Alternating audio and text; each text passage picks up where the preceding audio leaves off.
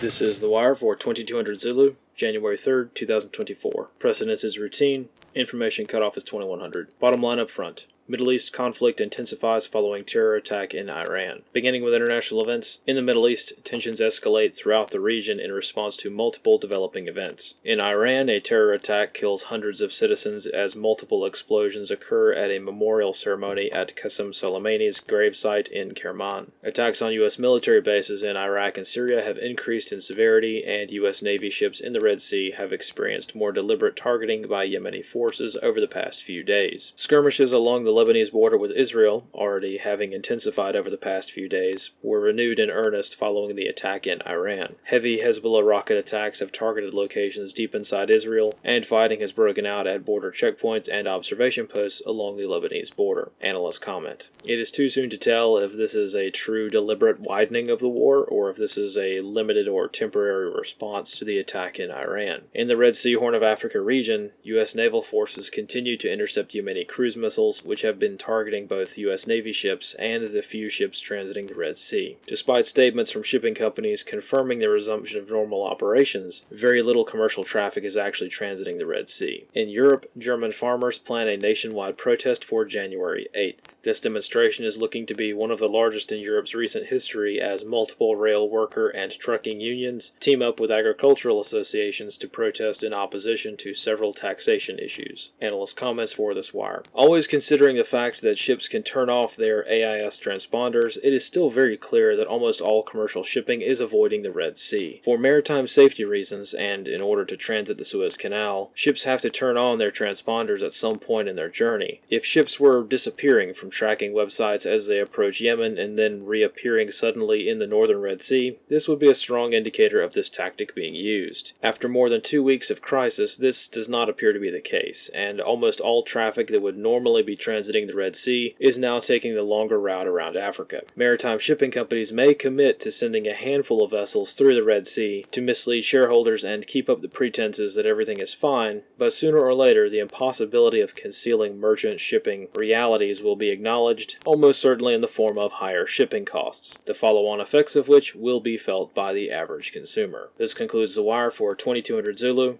January 3rd, 2024.